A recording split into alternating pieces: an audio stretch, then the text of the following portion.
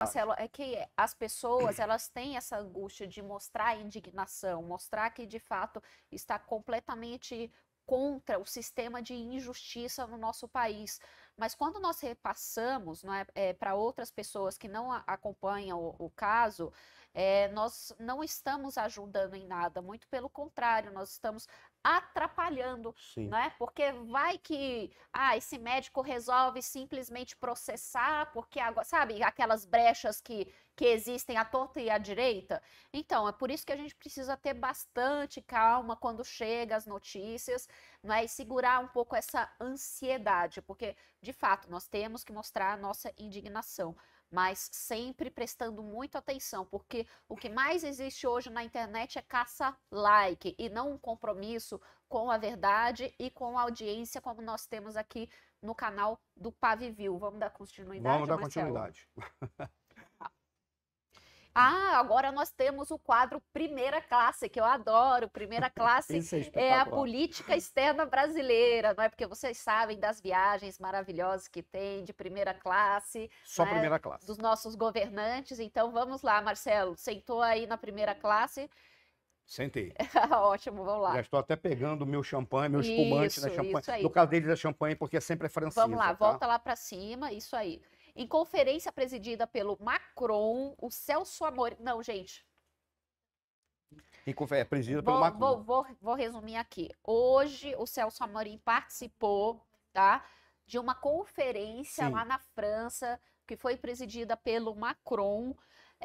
E ali, Marcelo, ele utilizou, não é, o termo que Israel está cometendo um genocídio. É interessante observar, Marcelo, que o atual assessor de Relações Internacionais da Presidência da República, Celso Amorim, ele hesita, por exemplo, de colocar a Venezuela como uma ditadura. Mas ele não tem a mínima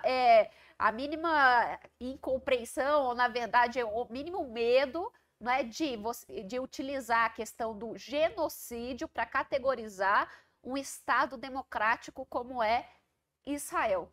Como você vê essa declaração do Celso Amorim nessa conferência internacional, que é uma conferência, na verdade, para debater a questão do direcionamento de ajuda humanitária para Gaza, tá?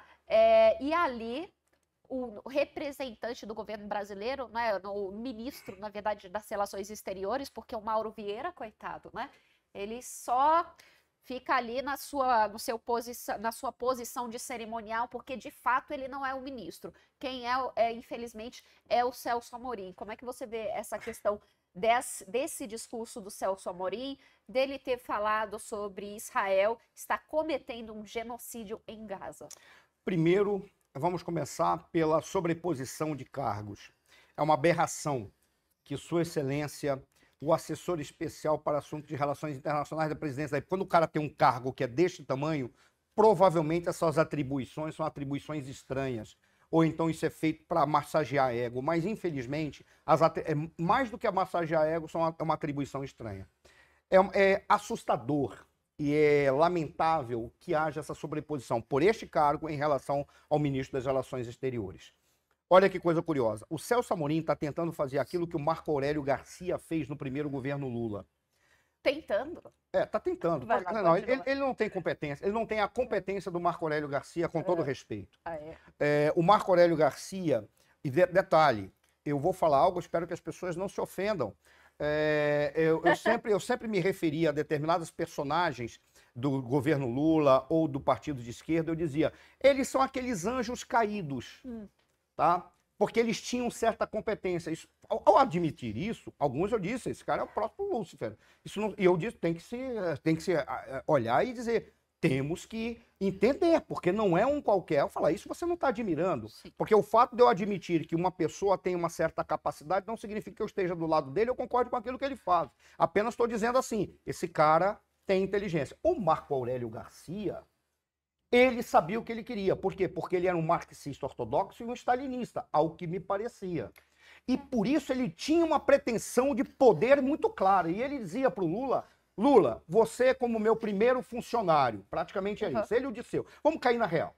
Aquele primeiro governo tinham 2 governantes e um primeiro funcionário. Os dois governantes eram o José Dirceu, que dizia como funciona a política interna, e tinha o Marco Aurélio Garcia, que dizia como acha que ele é o Marco Aurélio Garcia. Eu sempre via, na verdade, justamente o Celso Amorim basicamente como Marco Aurélio Garcia, porque os dois têm esse desvio de relativizar as ditaduras, colocando ali como uma democracia relativa, se afastando dos regimes democráticos, não é? E tendo aproximação com Venezuela, com Cuba, com o Irã e demais países antidemocráticos. Eu não quero supervalorizar o Marco Aurélio Garcia, não é isso. Mas é uma desproporção comparar o Celso Amorim com o Marco Aurélio Garcia, porque o Marco Aurélio Garcia ele tinha uma proposta de revolução, tinha uma proposta de a esquerda tomar conta. Por essa razão, você olhava e dizia, esse cara tem um planejamento estratégico. Discordo e a gente não pode permitir que esse planejamento estratégico seja implantado. No caso do Celso Amorim, na época do Marco Aurélio Garcia, ele, Celso Amorim, fazia o papel que o Mauro Vieira faz hoje. Só ficava falando tanto que algumas pessoas brincavam e diziam que o Celso Amorim era o cara que tinha a maior habilidade cortiça do mundo. Como cortiça? Sabe cortiça? Rolha de garrafa de vinho? Por que habilidade cortiça? Onde chegava estava sempre boiando, porque tudo já tinha sido resolvido pelo Marco Aurélio Garcia, as determinações já tinham sido dadas pelo Marco Aurélio Garcia e vinham por intermédio do governo federal, claro, do executivo, que era o presidente da República, que acompanhava as determinações do Marco Aurélio Garcia. O que está acontecendo agora? O Celso Amorim acha que ele é o Marco Aurélio Garcia. Só que ao contrário do Marco Aurélio Garcia, que tinha uma proposta revolucionária, que eu repudio, Sim. Ele age apenas por dizer, eu estou desse lado, ponto. Qual é o lado? Eu tenho que estar do lado das ditaduras, eu tenho que estar do lado que são amigos, eu estou do lado do Maduro, que é amiguinho meu. O Maduro não é ditador, ele enfrenta uma guerra econômica do império. O que me assusta é ver os americanos engolirem isso. Porque toda vez que ele faz uma manifestação dessa, os americanos, então ele ofende diretamente os americanos. Ou Mas então, o que os americanos poderiam fazer? Os americanos poderiam simplesmente estabelecer uma forma mais dura de lidar com nossos acordos bilaterais. Ou pelo menos, não tomá-los como aliados preferenciais para determinadas situações. Por exemplo, teve um determinado momento... Mas você não acha que os americanos eles são pragmáticos? Aí é que está o detalhe. Os americanos seriam pragmáticos se estivesse no poder o Partido Republicano. Sim. Quem está no poder é o Partido Democrata, que foi tomado por uma ala extremista de esquerda. Sim. E alguns marxistas também, que querem uma revolução proletária do mundo. Isso explica até o retrocesso de Sim. influência e poder dos Estados Unidos no mundo, né? Esse refluir dos Estados Unidos no mundo é muito curioso. Quando o Trump assumiu o poder, e o Trump, ele não era republicano, mas ele seguia as diretrizes do Partido Republicano, como é que os republicanos trabalham? American First. Sim. Ou seja, significa o quê? Os interesses nacionais dos Estados Unidos em primeiro lugar. Sim. Significa que eu sou americano? Não, eu sou brasileiro. Nós brasileiros deveríamos dizer Brasília First também. Então vamos negociar pau a pau, porque determinadas pautas dos Estados Unidos confrontam os nossos interesses estratégicos. Porque convenhamos, deixa eu só colocar uma pecinha aí, Marcelo, porque convenhamos, o Brasil já não está defendendo seus próprios interesses há muito tempo. Pelo menos desde dessa eleição, não é? Porque antes, o que nós tínhamos ali no governo anterior era nas relações internacionais, especialmente o governo ampliando acordos bilaterais e também apostando muito da entrada do Brasil na OCDE, para conseguir atrair mais investimentos no país. Agora, o que nós temos? Na verdade, nós temos o nosso governo, nosso país, defendendo ditaduras. Segura isso um minutinho para eu voltar para o Trump, senão vira papo de esquizofrênico. Eu tenho que encerrar o que no caso do Trump estava falando. Por que a questão do Trump é importante a gente saber isso? Porque o Trump, como republicano, ele atuava na defesa dos interesses estratégicos dos Estados Unidos. Por isso ele atuava sempre bilateralmente, ou quando ele atuava multilateralmente, ele atuava participando de blocos para constranger blocos já constituídos.